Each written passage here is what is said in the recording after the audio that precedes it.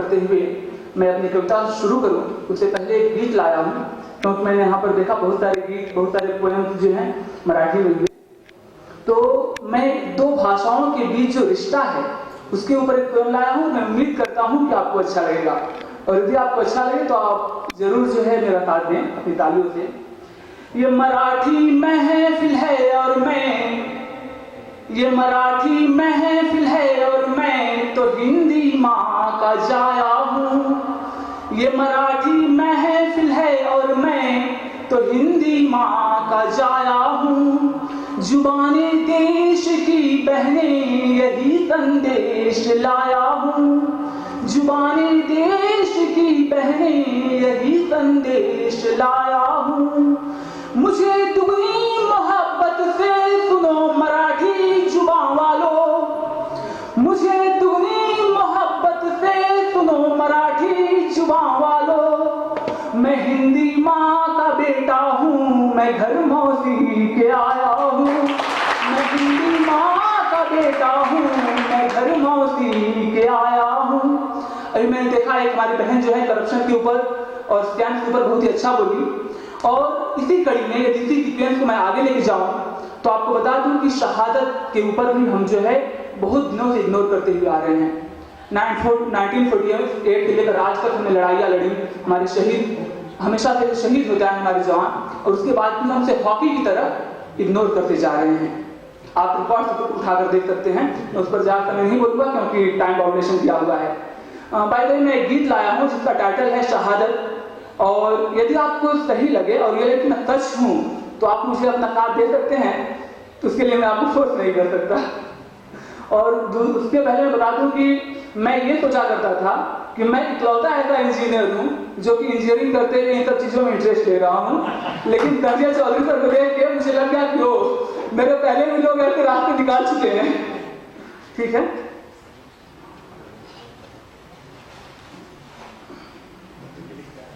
शहादत के ऊपर ये गीत है। छूटी राखी बहन की मां से हो गया दूर, छूटी राखी बहन की मां से हो गया दूर। वंदे मातरम लिख गया सीमा पर सिंदूर। मुझे लगा कि शब्द सुनकर आपके दिलों में कुछ होगा। वंदे मातरम लिख गया सीमा पर सिंदूर। दोस्तों, बात उस समय की है, ये सच कहानी पर है। चारों तरफ उजाला पर अंधेरी रात थी, चारों तरफ उजाला पर अंधेरी रात थी।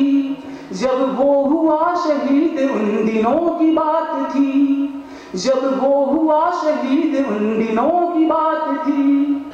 आंगन में बैठा बेटा माँ से पूछे बार बार, आंगन में बैठा बेटा माँ से पूछे बार बार। दीपावली पे क्यों ना आए पापा अब की बार, दीपावली पे क्यों ना आए पापा अब की बार। माँ क्यों न आज तूने भी बिंदिया लगाई है, माँ क्यों न तूने आज भी बिंदिया लगाई है दोनों हाथ खाली न मेहंदी रचाई है दोनों हाथ खाली न मेहंदी रचाई है। याद करिए दिवाली के दिनों में जब सब लोग घरों में अपने सजते संवरते रहते हैं, मिठाइयाँ बनती हैं, पकवान बनते हैं, और उस समय करगिल पर कोई शहीद होता है और उसकी विधवा घर में उसकी लाश के आने का इंतजार करती है, तो एक 9 साल का हिंदुस्तानी लड़का अपनी माँ से पूछता है ये सवाल, और if you are still able to stop your tears, then please convert your pain and energy into claps. That's it. बिछिया भी नहीं पाँव में बिखरे से बाल हैं, बिछिया भी नहीं पाँव में बिखरे से बाल हैं। लगती थी कितनी प्यारी अब ये कैसा हाल है, लगती थी कितनी प्यारी अब ये कैसा हाल है। कुमकुम के बिना सूना सा लगता है श्रृंगार, कुमकुम के बिना सूना सा लगता है श्रृंगार। दीपावली पे क्यों ना आए पापा अब की बार। दोस्तों, आपको याद होगा कुछ साल पहले अभी दंतेवाड़ा में हमारे कुछ सिपाही 176 सिपाही नक्सल अटैक में मारे गए थे। उनकी विधवाएं सब वहां के सीएम से मिलने के लिए गई, तो उस आदमी ने क्या कहा पता है कि 10-10 लाख दे तो दिए, अब क्या करेंगे मिलकर। क्या ऐसा किसी सीएम को कहना अच्छा लगता है? उसी वक्त मैंने कविताएं लिखी थी और एक दो लाइन है कि तुमने 10-10 लाख दिए हैं, तुमने 10-10 लाख दिए हैं वीरों की विधवाओं को, यानी कीमत लौटा दी है वीर सपूता माओ को। मैं 20 लाख देता हूं, आई पे the white man not black one. मैं 20 लाख देता हूं तुम किस्मत के हेकड़ों को, यदि हिम्मत है तो मंत्री लड़ने भेजिए अपने बेटों को। इनके बेटे लड़ने जाते हैं, गरीबों के, किसानों के, मजदूरों के बेटे लड़ने जाते हैं। बाप यहाँ पर हल चलाता है और बेटा वहां पर बंदूक चलाता है, और ये जो है बैठकर समझौता कर लेते हैं, अपने आप लड़ाइयां फिक्स कर लेते हैं। जैसे मैच की फिक्सिंग होती है, लड़ाइयों की फिक्सिंग कर लेते हैं। एक बार ये नहीं सोचते हैं कि वो शहीद उनके गांव का, उनके घर का होगा। 2 दिन हुए ना तूने कहानी ही सुनाई, 2 दिन हुए ना तूने कहानी ही सुनाई, हर बार की तरह न तूने खीर बनाई, हर बार की तरह न तूने खीर बनाई। आने दो पापा से मैं सारी बात कहूंगा। उस बच्चों की पता नहीं है और ये आशा में बैठा हुआ है उसके पिताजी आएंगे।